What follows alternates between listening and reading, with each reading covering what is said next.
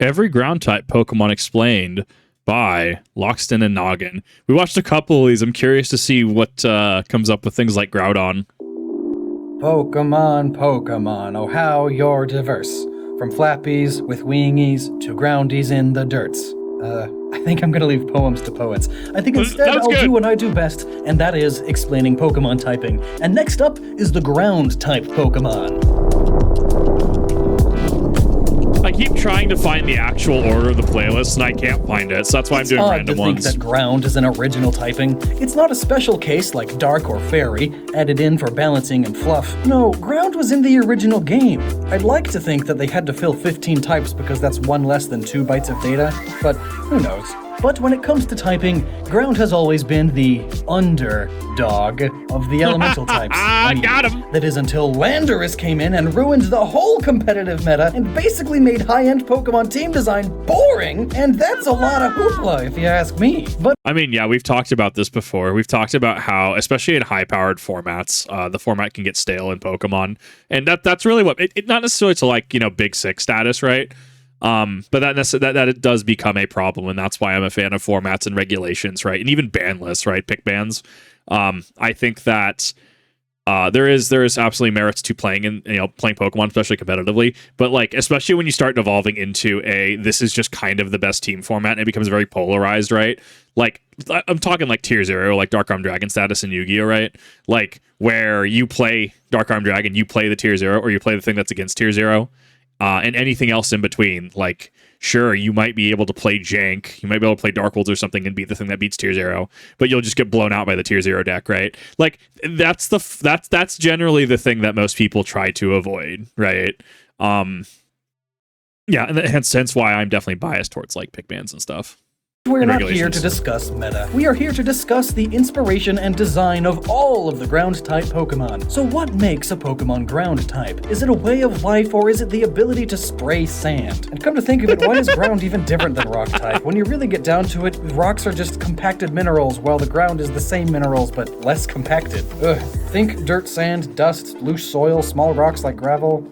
Well, let's go ahead and go over all of the ground-type Pokemon, regardless of this confusion. Like normal, rather than going through by Pokedex number, we're going to split them up into a few groups based on similar explanations and go from there. First up, we have Pokemon that live underground or frequently burrow into the ground. These are all ground type because of their entire way of life, frequently if not always underground. You probably haven't heard of them. Let's start with Sandshrew and Sandslash. These little dudes love to hide in the soft sands of the deserts they inhabit, waiting for their prey to come near. The brick pattern on Sandshrew supposedly is camouflage, used to blend in with the brickwork of the ancient temples they dig around in Makes the sense. desert. Diglett and Dugtrio, both Alolan and normal forms, love to burrow underground and dig for food and protection. They spend their whole lives at least halfway in there. And did you know that Diglett can retract its head back into the ground at the speed of light? That's right, the speed of light. Old school Pokemon are pretty crazy when you think about it. And since Oh yeah, no, 100%. Like, how Magcargo is like, what, 10,000 degrees? Is it like 10,000 degrees Celsius or Fahrenheit? Because there is a difference there. Magcargo 10,000 degrees, question mark? 10,000 degrees Celsius. So, yeah.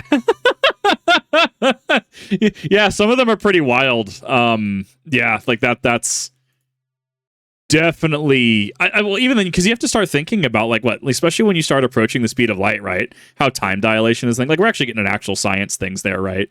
It was actually, and how, like, things can technically, if Hawking radiation is a thing, how things can technically escape a black hole, but it's not because it's moving faster than the speed of light. It's because when it's the two conjoined, like virtual particles.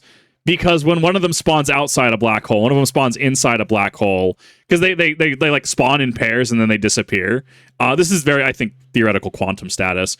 Because you'll have like one, because they're not communicating with each other like faster than the speed of light, right? Like they kind of just like spawn in two positions, and then they kind of just like zero sum themselves. So like energy not created or destroyed and stuff like that. And this leading into issues, which is an entirely different thing in regards to how there's no unifying theory, right? Like quantum and like physics as we know it kind of like combat each other at certain parts. Like you go small enough and things are different than how they are at a large enough scale. But that's a whole different thing entirely. So there is potential like ability to escape things like black holes, which, that's why the event horizon exists. Like, not even light can escape the gravitational pull of a black hole at that point, right? But hypothetically, Hawking radiation says the virtual particles, one spawns in, one spawns out, and because they both like zero sum themselves, because they both disappear, technically the black hole does lose mass. Fascinating stuff. I know not why we're here, but I always love talking about it. I very much love talking about silence. When we talk about like planes and stuff, planes, tanks, vehicles, bro, I can't. When we talk about like the concept of infinity, physics, quantum, when we talk about like science stuff, oh my god, I eat that stuff up despite me not not having the background for that. I love it.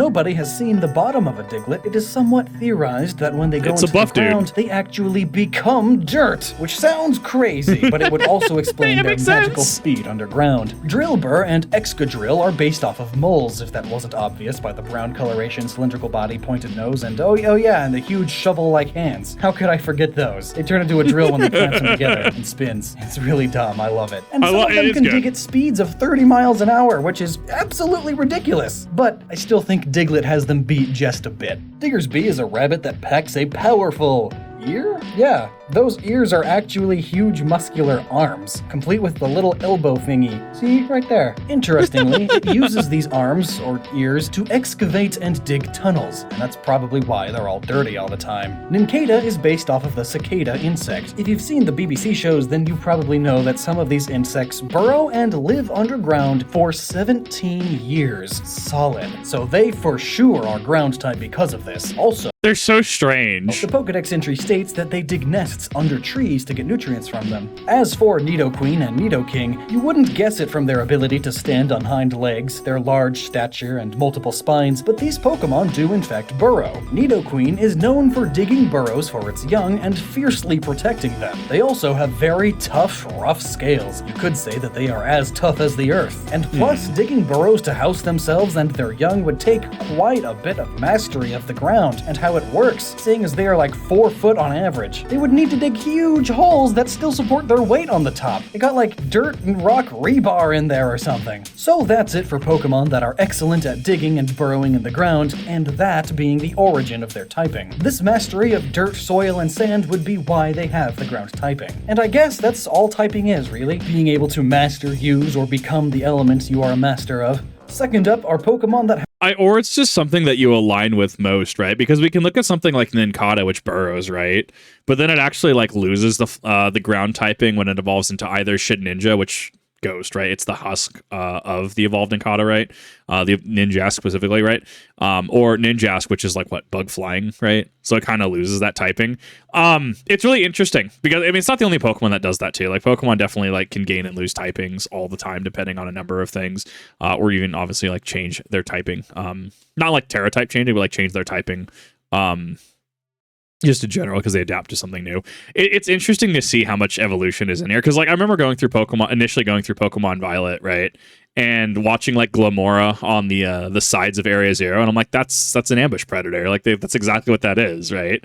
Like it's such a small detail that I don't really have heard anybody really talk about that. But you look at that, you're like, no, that honestly makes a lot of sense, actually. Like, and you can tell a lot of Pokemon from the animations and stuff that they do, which is why, like, when you're in battle, the static, like, no idle animations like Stadium had, right, really kind of ruins it for me, if that makes sense. Like, sure, the desaturation of a bunch, like look how vibrant these are, right? Like, look at Groudon, and now look at Groudon and like Pokemon like Violet, right? Like how the colors are just so like desaturated, I guess is the word I'm going for. How the colors are just so desaturated, like it kind of ruins that. But also because like, you know, things roared and things moved and things had idle animations and even fainting animations, right? Chansey's, I think, egg in Stadium pops out of its pouch.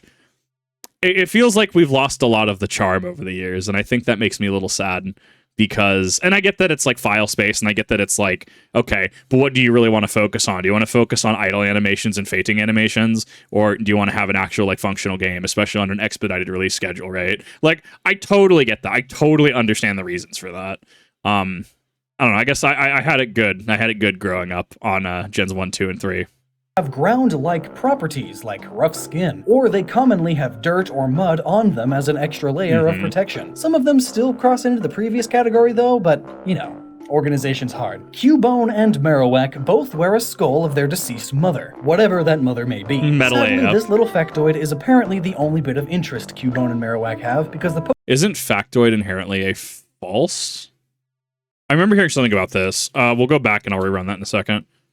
Factoid dictionary from Oxford, a briefer, trivial item of news or information. Assuming or the assumption or speculation that is reported and repeated so often that becomes accepted as fact. So what I was hearing was that specific one, an assumption or speculation that is reported and repeated so often that becomes a fact. So this does actually make sense in terms of the video. Sadly, this little factoid is apparently the only bit of interest Cubone and Marowak have because the Pokedex does not shed much light on anything else about them. It gives no information at all about why it's ground type either. It doesn't even learn many ground type moves. Maybe it's due to these Pokemon living in dry savanna lands, or maybe it's due to their brownish color, or maybe the skull is just really, really dusty. Those are all really dumb reasons. Though interestingly, every bone-related Pokemon move like Bone Club, Bone Meringue, and Bone Rush are ground type as well. Perhaps I mean, you could, like, calcium's a mineral, right? Like, well, it's an element, right? God, we're getting really scientific into this one. No, go away, AI overview. I will take Wikipedia over AI. Chemical elements, symbol Ca, atomic number 20, alkaline earth metal. I mean, it could be that because it's relating to calcium or like earth metal or something like that, right? That could be an inherent design thing. Game Freak used the logic that bones are often buried in the ground. That too. As they decay, they turn into dust and return to dirt. Thus, bones are ground type. There you go. It's a lot better than making a whole new type, like a bone type or something. Fanpy and Donphan are both kinda hard to pick out why they're ground too. Fanpy digs small holes near rivers for shelter and loves to dry themselves off with dirt baths, much like how real African elephants dust themselves to protect themselves from the sun. But besides this factoid, there's no real reason for Fanpy to be ground type. In fact, Fanpy can't even learn any ground-type moves without the help of man-made TMs. Wild. Meaning it should probably be normal type. But I love that he showed a floppy disk on screen because it's going to be really funny to get to the point where people look at that and have no idea how to, like, it's like the TikToks you see where somebody shows like a dial phone, like a rotary phone, and they're like, but how do you do this? And you're like, what is this? Is this like a joke or something? I'm like, what do you mean? That's a rotary phone. That's how that used to work. What? It's really funny to see as like, you know, many of us grew up with, you know, floppy disks. I mean, we still use USB sticks, right? You know, back in the oldie days when a 1 gigabyte USB stick was from, you know, Best Buy was like $50-$60, right? Oh man, that was a time. But I mean, floppy disks, God, stuff like that's just like VHS, things that you just don't see anymore. And it's going to be very wild to watch as things we grew up, we've moved further away from it, and people have no idea what they're looking at, right? It's going to be wild.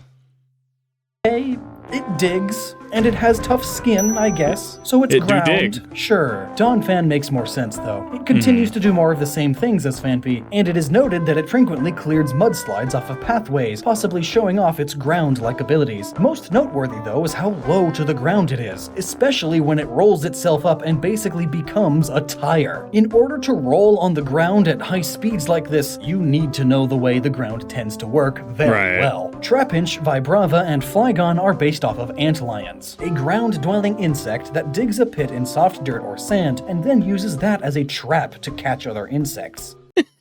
I saw that and I'm just like, I just thought about the bobbit worm. Don't look that up. If you don't know what that is, don't look it up. It's an ocean creature. Oh my God, that made me think about the bobbit worm though. Dude, the bobbit worm just, I can't escape it. This line of Pokemon gets the ground type from this larval form of Trapinch, and it basically just keeps the ground type as Vibrava and Flygon. Flygon, however, is also known as the Desert Spirit, due to its wings creating a song-like melody along with its ability to whip up sandstorms So hold up. constantly. So we want to we always talk about how like Flygon has like one ability and like how Flygon like, I mean, it literally loses out to Garchomp in Gen 4, one generation more, because Garchomp has 102 speed versus 100, right? And like, you know, Flygon never got a Mega because of Artist Block, which I can understand and respect, right? I feel like having, especially because I'm pretty sure that Trapinch has that hidden ability, right? So we've had like Orichalcum Pulse, and we've had, what was it, Photon Engine or whatever it's called, from Ride on Crud. And yes, I know they're legendaries, but like how we got like terrain typings, and how obviously with the primals we got Primordial Sea and Desolate Land, right? So I mean, if you want contenders for a buffed sand setting ability, Flygon and Tyranitar seem like the obvious choices, right? Like even if you want to keep T-Tar with just Sandstream, because it's just like, it just does things, and it also does have a mega. Just give like give Flygon a Sandstream. I've always thought that like Flygon would also work really well with like Sheer Force as well. Tinted Lens maybe could work as well. But like, with the eyes. But like, I feel like if you really wanted to like modernize it, just have like a buffed sand setting ability, right? Like sets like set sand and does additional thing with that, right? And it would be very much in lore. I mean, Flygon is a fan favorite, right? Whether you saw it in Jirachi Wishmaker, whether you just played Gen 3 and really like the design. And it really makes me sad that my boy keeps getting shafted, and I know a lot of people are on the same page. Though, Sandstorm is a rock move, for whatever reason. Though there are also some dragonflies known as sand dragons, and sand is on the ground, usually. This one's reasonings beyond Trapinch is pretty weak, besides being based on the antlion, I guess. Sandile, Crocorock, and Crocodile are shifty crooks. Shifty much like the sand they live in. Unlike most crocodiles, there is one species in Africa that digs burrows and thrives in sand or soft soil. This came about as the rivers they live in sometimes dry up during the dry season, so they had to make do and learn some new things. These particular crocs are definitely the basis for the crook line. Rhyhorn, Rhydon, and Rhyperior were basically fully explained in the rock type video. You can click here to see that. There, we explained that they aren't actually rock, and you guessed it, their second type ground is wrong also. Well, man, that's gonna be a wild video to go do. Yeah, so I'm reacting to this out of order because I was trying to find the actual like which one was first, and I couldn't actually find a playlist or a thing pointing to what was first. So I'm trying to like pick up what ones I physically can. Not really. Rather, it's just a really weak connection again. Rhyhorns are ground because of the area they live in and the habits they show. Like most rhinos, this line lives in the savanna and loves to roll in the mud. Yep, they get their rock type from their rock-like hide that they then cover in mud to possibly kill parasites on their body. And this muddiness, along with them being pretty darn close to the ground, equals them being ground type too. Or perhaps their hide is somewhere in between ground hardness and rock hardness. So they're like both of them. Gligar and Gliscor are both based off of the scorpion fly. Yes, the bug from your nightmares. Pokedex entries state that it hops along the ground and it likes to glide from their cliffside nests, which are just holes in the cliff.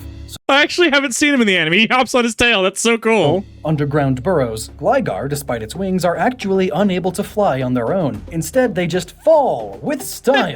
So it's like a grounded bat flying squirrel thing. It can only glide, hence the name. Torterra is pretty self-explanatory. There's a bunch of terra on this tort. It has enough dirt or ground on its shell that a tree has sprouted up on it. I mean, how else could a plant grow on an animal?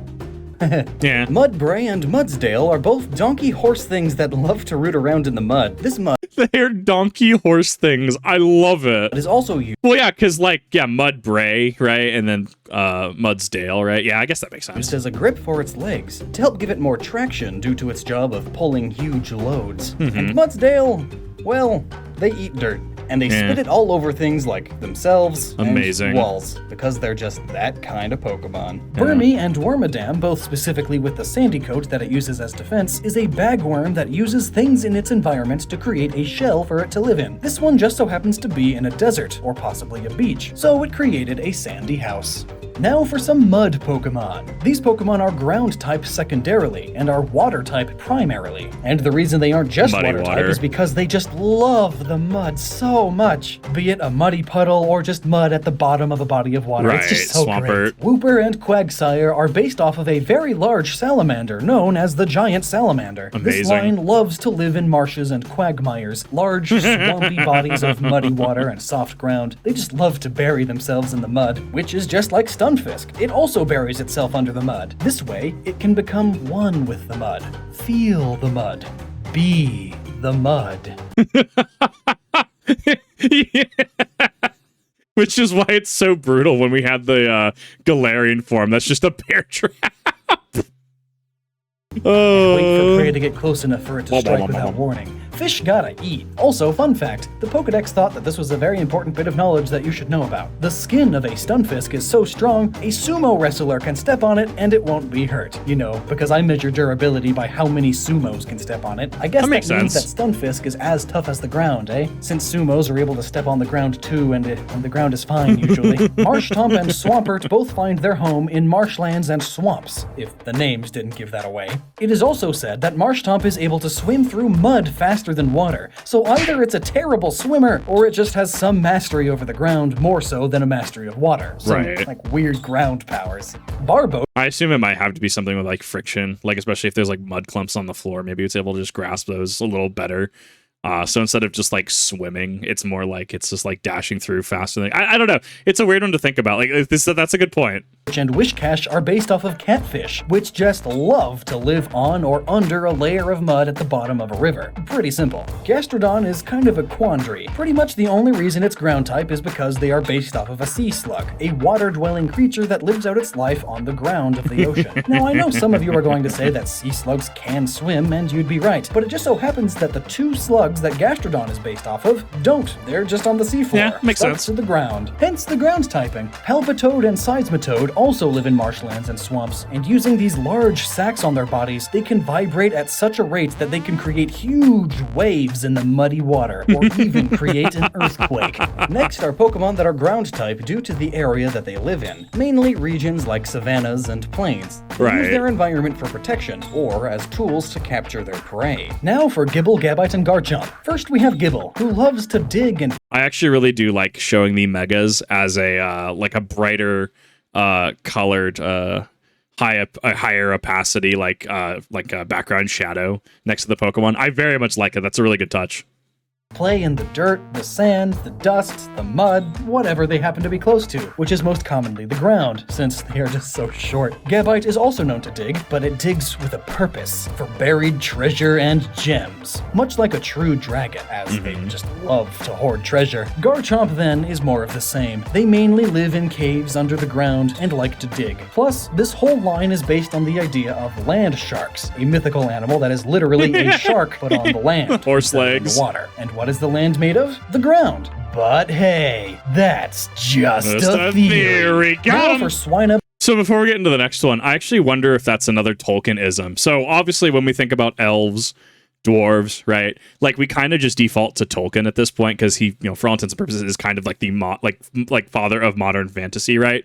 And sure, you'll have things like, you know, what D&D orcs I think are supposed to be based off the Mongols, which, and there's been, you know, some controversy surrounding stuff like that. Goblins, you know, having their specific alleged roots. Not that we're going to talk about that today. But what I'm trying to get across is, so dragons hoarding gems and stuff, like I'm not saying like Tolkien like invented all of the stuff, right? Like he definitely drew influences from places, right? And especially he drew a lot of influence from his experience in World War I, right? And that's why we get, you know, the battle. That's why we get the Dead Marshes, right?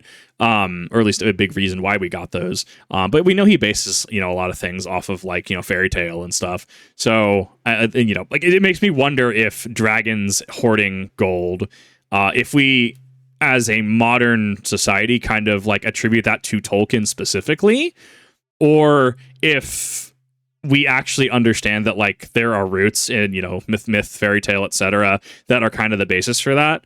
But like, you know, Tolkien just kind of, I guess, brought it into like the mainstream view. I don't know. That's a weird one to think about, right? I'm very specifically relating this to how when we think of elves or think of dwarves, we think of Tolkien. We know that yes, elves, dwarves, goblins, etc., exist in like myths around the world, right? But like, how like when we think about what does an elf look like, what does a dwarf look like, we very much think of Tolkien's interpretation of them.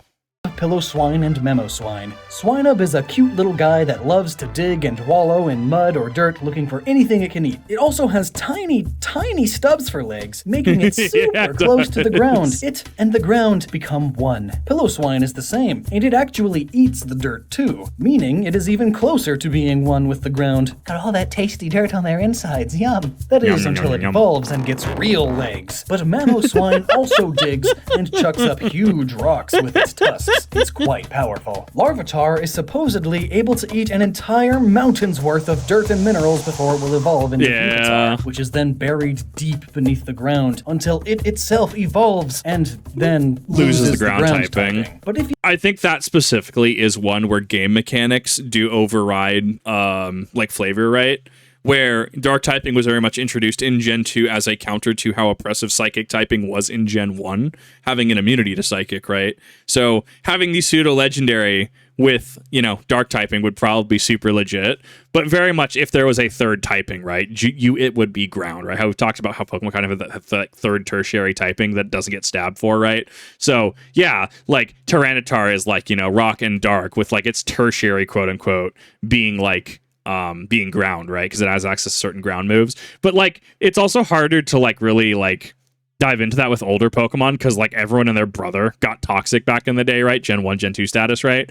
And then, you know, especially Gen 1, it's why Meowth can learn like Thunderbolt, it's why Tauros can learn Blizzard, you know, things can learn Fire Blast. It's because like there were only so many moves in the game, right? And, you know, nowadays we have, you know, way more moves, right? The back in the, you know, back in the oldie days, back in Gen 1 and 2, right? There was only, even Gen 3 to a degree, right? You know, things ended up crossing and getting a lot of, you know, things like Bolt Beam coverage and stuff. It's why it's so strong on things like Starmie. It's interesting to think about, like, you know, game mechanics overriding flavor and flavor overriding game mechanics, right? It's interesting to see that interplay.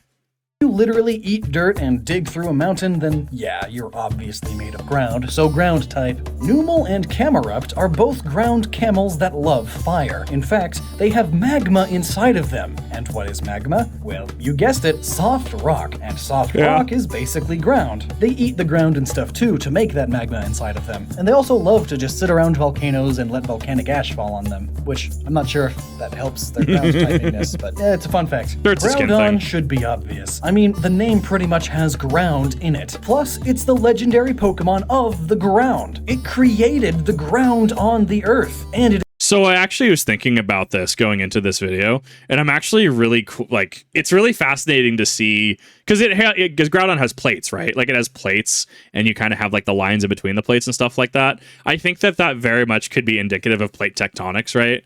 And we think of things like this nowadays, right? Plate tectonics, and it's like, oh, well, I mean, yeah, we know that exists, right? And like I was watching, unironically, was watching a video on the coelacanth recently, because there was a meme that popped in my feed. Let me see if I can find it really quick. It was really funny. And it's been on repeat for like the past 3 days or so in my feed. But it's like sound you hear when you encounter a coelacanth, right? There it is, right here on the left. Yeah, song that plays when you encounter a coelacanth. I've been on my playlist for like a week now. But like the reason I bring this up is like we thought this fish was just extinct, right? Like, we thought this fish was just gone for, like, 50 million years, right? Or 55 million years, whatever it is. And then, like, 1939, fishermen in South Africa just catches this thing and, like, you know, just taxonomists and, oh, God, what's the fish? Ichthyologist? I believe that's the study of fish. Ichthyology, question mark? Branch of zoology that deals with fish. Okay, perfect. I did get that correct. Then you have like ichthyologists being like, huh? And it was like, what, 1988, 1989 that like, you know, we're like, yeah, no, this fish actually exists. Like we found a second one. Like we know this fish still exists, right? Thus actually proving interesting in regards to Darwinism in terms of like, because I guess there was like, you know, origin of species, I guess there was some like the coelacanth is like the supposed missing link between like fish and like ground, because like you have to have the ability to like move from the, you know, sea onto earth. Anyways, I'm getting way into the weeds here. But like what I was trying to get across with that whole like tangent, because like, you know, things we know nowadays, like, oh yeah, the coelacanth just exists, is like, you know, there was a time when we didn't know this. There was a time that like, you know, we didn't know other galaxies existed. There's a time that, you know, we didn't even know black holes existed. Now we just accept it as common fact, right? So yeah, plate tectonics, you know, there was a time in the not too distant past, I mean, distant, you know, subjective, right? But we didn't know plate tectonics existed. So I think it's really cool to like see that potentially go into the design, see plates, right, on Groudon's back on the ground, right? I don't know. I think it's cool. I love it. constantly at war with Kyogre, which is the Pokemon which created the sea. Groudon is a master of land and can move continents, and in its Omega form is also a master of magma, being both ground and fire type. And magma is what makes the ground, bubbling up from the ocean depths to create new continents and islands. So again, it's pretty self-explanatory. And now we reach Landorus again. Where do we even start with this dude? First off, I've never been a fan of the nature trio, and most of all Landorus. And what kind of nature is just flying, electric, and ground anyway? Well, Landorus's name basically explains it. He is ground due to his mastery over the ground. It is said that just his presence is enough to make the entire land fertile and lush. He gives new life to the soil that he comes close to, so he is definitely related to the ground and the land as a whole, kind of like his name suggests. And finally, after listing all of those Pokemon that are not actually the ground, but rather just live around the ground or might have a few ground powers, we reach Pokemon that actually are ground or use ground internally. Hippopotas and Hippowdon both spew out sand that they use to keep the germs off of themselves. What? Well, that's what the Pokedex says, not me. I don't even know. Can they spew sand at such an accuracy they can kill individual germs? I don't... And also, instead of perspirating, they release sand out of their pores. So this sand really is just sweat, and that's terrifying. Imagine what that feels like. And when evolved into Hippowdon, it stores sand inside of its body for use in creating small sandstorms, which again is a rock-type move. So, I don't know. Baltoy and Claydol are both based off of clay dolls, and you guessed it, they are both made of clay, which is a type of ground. Sandygast and Palosand are literal piles of sand. Some kid at some point made a sand castle, and a passing by ghost just happened to possess it. So it is now literally sand, so literally the ground. Golett and Golurk are as the name suggests. They are golems. Now, if you don't know what a golem is, let me explain. It's a Take construct. a non-living material of some sort and shape it into a humanoid figure, and then give life to it through some magical means. In the case of these Pokemon, they seem to be made from ceramic armor, made from soft clay to be exact. In Hebrew mythology, which is the origin of the golem, clay was best for making golems as you were able to infuse magic to it as it hardens. Unlike iron or steel that are hard and repel magic, clay is natural and easy to work with. Some myths even state that it actually has to be clay or mud, as no other material would accept the life-giving magic. Geodude, Graveler, and Golem seem to I guess that actually plays into a lot of like pop culture and homunculus being made of clay, right? be ground type based off of where they live, as their alolan forms lose the ground type in favor of electric, though the rock type remains, which is likely because of the fact that they are literally rocks. Rock type and ground type seem to go hand in hand, as after all, rocks wear down and break down, and then the ground is left over. Graveler is the most obvious ground type in the trio, as he's made up of loose pea gravel. They also all live in mountainous areas and hide amongst the dirt and rocks. Golem is likely full of dirt, clay, and rocks and stuff, and Geodude he's Geodude. And rock. Let's just leave it at that. Onyx and Steelix, I think, could go into the previous category, as they are both able to tunnel through the ground at rapid speeds, but they may also be part ground or have ground within them. We really don't know that as a fact, though, just some theories. They have rock or steel outer shells, but then they are likely filled with gravel or dirt innards, maybe some crystals. And lastly, we have Zygarde, the guardian of the ecosystem and protector of the Earth. It makes sense for it to be the ground type, as most of the Earth and the ecosystem relies on the ground being there, and being healthy. Zygarde is also sort of able to see or feel through the ground, as if it is perfectly one with the Earth itself. Truly, the master of the ground element overall. Groudon can suck it. So there you have it. Ground-type Pokemon explained. The vast majority of them are in fact not actually made of ground, but rather, being ground-type seems to primarily just mean that they spend a lot of their time in, under, and around the ground. Their lives revolve around dirt, sand, and soil, and it also adds some meta to the gameplay. So there's that. So if you liked this video, be sure to check out the rest of the types we've done so far, and tell me down below what type I should cover next. Also, hey, I don't feel like I say this enough, but thank you. Thanks so much to all of you. The support you guys give makes this whole series, heck, this whole channel truly worth doing. And an especially special thank you to the Patreon supporters. I still think it's crazy what you guys are doing, but it really helps everything on this channel happen, and I am eternally grateful for that. A lot more changes and tweaks are happening in the near future, and it is all thanks to the amazing support of everyone, especially you, because you watched this video all the way through. Thank you so much. I honestly love this. I thought this was great. I love that the series breaks down that, like, it's not necessarily that they're made of the substance, right? It's not necessarily that, like, that's what they are, but, like, there's an aspect of them that deals with it that allows it to be the typing, right?